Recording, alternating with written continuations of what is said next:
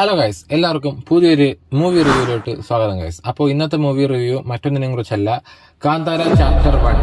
അതായത് നമ്മുടെ ആദ്യം ഇറങ്ങിയ കാന്താര 2023 2022 ആദ്യം കാന്താര ഇറങ്ങിയത്. ഇത് അതിന്റെ രണ്ടാമത്തത് ചാപ്റ്റർ 1 എന്ന് പേരേ ഉള്ളു. കാരണം എന്തെന്ന് വെച്ചാൽ, അതായത് ഈ സിനിമയില് പ്രധാന കഥാപാത്രമാണ് ഋഷഭ് ഷെട്ടി. ഋഷഭ് ഷെട്ടിയാണ് ഓൾ ഇൻ ഓൾ എന്ന് വേണമെങ്കിൽ നമുക്ക് പറയാൻ പറ്റും. കാരണം അങ്ങനത്തെ രീതിയിലാണ് ആളെ പെർഫോമൻസ്. അത് കണ്ട് ഞെട്ടിപ്പോയി. ഒരു രക്ഷയില്ലെന്ന് പറഞ്ഞാൽ ഒരു രക്ഷയില്ല. കാന്താര 1 ഋഷഭ് ഷെട്ടിക്ക് അവാർഡ് പോയി.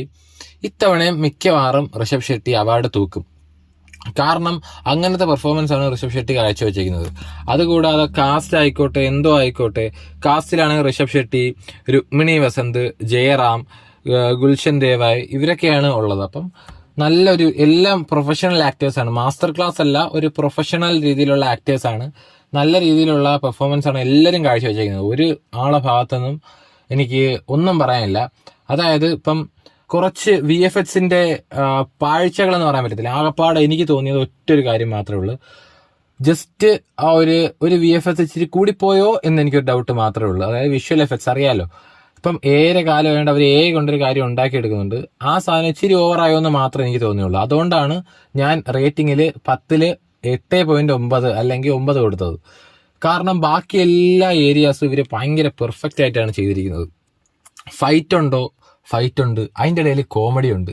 ഭയങ്കര വെറൈറ്റി ആയിട്ടുള്ള ക്യാരക്ടേഴ്സാണ് കൊണ്ടുവന്നിരിക്കുന്നത്.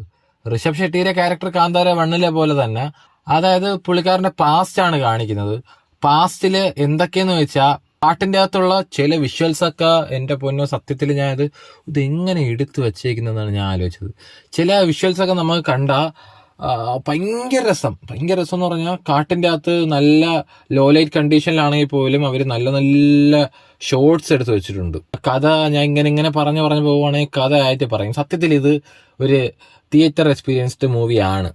അതായത് KGF 1 ഇറങ്ങിയപ്പോൾ കുറെ പേർക്ക് തിയേറ്ററിൽ പോയി കാണാൻ പറ്റിയില്ല. അത് വലിയൊരു നഷ്ടമാണെന്ന് KGF 2 ഇറങ്ങിയപ്പോഴാണ് നമ്മൾ അറിഞ്ഞത്. അപ്പം എനിക്കിപ്പോൾ ഒരു റിഗ്രറ്റ് അടിക്കുകയെന്ന് പറഞ്ഞാൽ, എന്തുകൊണ്ട് ഞാൻ ഫസ്റ്റ് കാന്താര, അതായത് 2022 2023 ഇറങ്ങിയ കാന്താര എന്തുകൊണ്ട് തിയേറ്ററിൽ പോയി കണ്ടില്ല എന്ന് ഉള്ളൊരു റിഗ്രറ്റാണ് എനിക്കിപ്പോൾ തോന്നുന്നത്. അത് ഞാൻ മൊബൈലിലാണ് കണ്ടത്. ഈ കാന്താര ചാപ്റ്റർ 1 ലാഗില്ല, അത് 100% ഉറപ്പ്.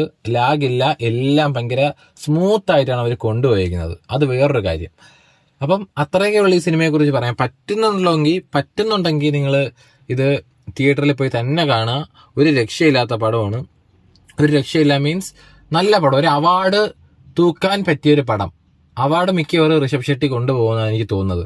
കഴിഞ്ഞ കാന്താര ഇറങ്ങിയപ്പോഴും ഋഷഭ് ഷെട്ടി തന്നെയാണ് കൊണ്ടുപോയത് അവാർഡ്. ഒരു ഹിസ്റ്റോറിക് ഫീലുള്ള സിനിമയാണ്. അതുകൂടാതെ അപ്പം നമുക്ക് ചില കാര്യങ്ങളൊക്കെ പ്രെഡിക്റ്റ് ചെയ്യാനായിട്ട് പറ്റുന്നുണ്ട്. പ്രെഡിക്റ്റിംഗ് മീൻസ് വലിയ രീതിയിലുള്ള പ്രഡിക്ഷൻ അല്ല. ഫോർ എക്സാമ്പിൾ, ഇപ്പോൾ നമ്മൾ കണ്ട ആളെ ക്യാരക്ടർ ആദ്യം നമുക്ക് ഇഷ്ടപ്പെട്ടില്ല. അപ്പം എന്ന് പറയുകയാണ്, നമുക്ക് തന്നെ തോന്നും ഈ ആളായിരിക്കും അവസാനം വില്ലൻ ആവുന്നത്, അല്ലെങ്കിൽ ഹീറോയിലെ സബ് ഹീറോ ആവുന്നത് എന്നൊക്കെ നമുക്ക് തോന്നും. അതുപോലെ ഇവിടെയും നമുക്ക് പ്രഡിക്ഷൻ ഉണ്ട്. പക്ഷേ ആ പ്രഡിക്റ്റ് ചെയ്യുന്ന അത് എങ്ങനെയൊക്കെയാണ് അവരുടെ വില്ലൻ സ്വഭാവം അല്ലെങ്കിൽ അവരുടെ ആ ഹീറോ സ്വഭാവം പുറത്തു വരുന്നതെന്ന് അവർ കാണിക്കുന്നത്. ഓരോ വിഷ്വൽസും നമ്മളെ കൺഫ്യൂസ് ആക്കും. ഭയങ്കര രസമാണ് കേട്ടോ. ഫൈറ്റിംഗ് ഒക്കെ ആണെങ്കിൽ, തമാശയൊക്കെ ആണെങ്കിൽ എല്ലാം കിടിലാണ്. ഞാൻ ഇനി അധികം ഇങ്ങനെ പറഞ്ഞുകൊണ്ടിരിക്കുകയാണെങ്കിൽ ഞാൻ മിക്കവാറും സിനിമയുടെ കഥ മൊത്തം ഇവിടെ പറഞ്ഞു തീർക്കും. അവാർഡ് തൂക്കാനായിട്ട് ഇനി അടുത്ത പടങ്ങളായിട്ട് മലയാളത്തിൽ ഇറങ്ങാനായിട്ട് ഈ പടമായിട്ട് കമ്പയർ ചെയ്യാനായിട്ട് വേറെ ഒരു പടം ഇല്ല. ഇതായിട്ട് കമ്പയർ ചെയ്യാൻ ഒരു പടം ഇല്ല. ചിലപ്പം ഈ മൂവി 1000 crores ആവാൻ ചാൻസ് ഉണ്ട്. കാരണം ഇതിലെ പെർഫോമൻസ് തന്നെയാണ്. എല്ലാ ആൾക്കാരെ പെർഫോമൻസും എടുത്ത് പറയണം. ഓൾ ഇൻ ഓൾ ആണെന്ന് പറഞ്ഞാൽ പോലും ഋഷഭ് ഷെട്ടി മാത്രമല്ല, ജയറാമിന് ഇതിന് നല്ലൊരു റോളാണ് കിട്ടിയത്. ജയറാം നല്ല കിടിലമായിട്ട് ആ റോള് ഭംഗിയായിട്ട് ചെയ്യുകയും ചെയ്തിട്ടുണ്ട്. അത് ഭയങ്കരമായിട്ട് സന്തോഷം വരുത്തി. കാരണം എന്ന് പറഞ്ഞാൽ, ജയറാമിന് അധികം മലയാള സിനിമ കിട്ടിയിട്ട് പോലും നല്ല നല്ല റോളുകളൊന്നും ചെയ്യാൻ നേരെ പറ്റിയിട്ടില്ല. അങ്ങനെ നേരെ തമിഴിൽ പോയി, മറ്റേ PS1 PS2 PS2 എന്ന് പറഞ്ഞാൽ, അതായത് പൊന്നിയിൻ സെൽവം 2 എന്ന് പറഞ്ഞാൽ ജയറാം ഉണ്ട്. പക്ഷേ ജയറാമിന് നല്ല രീതിയിലൊന്നും ക്യാരക്ടർ കിട്ടിയിട്ടില്ല. പക്ഷെ ഇവിടെ ഒരു നല്ല ക്യാരക്ടറാണ് കിട്ടിയത്. അത് നല്ല രീതിയിൽ വഹിക്കുകയും ചെയ്തിട്ടുണ്ട്. അത് എനിക്ക് 100% ഉറപ്പാണ്. ഓക്കെ, അപ്പോൾ ഇത്രയേ ഉള്ളൂ എനിക്ക് സിനിമയെക്കുറിച്ച് പറയാൻ. പറ്റുന്നവരാണെങ്കിൽ നിങ്ങൾ തിയേറ്ററിൽ തന്നെ പോയിരുന്ന് കാണുക ഗൈസ്. അപ്പോൾ എനിവേ ഇന്നത്തെ വീഡിയോ ഇവിടെ നിർത്തുവാണ്. Tata, bye bye and see you. ഇത് എങ്ങനെയാണ് എടുത്തു വെച്ചേക്കുന്നതെന്ന് ദൈവത്തിനറിയാം ഈ സിനിമ.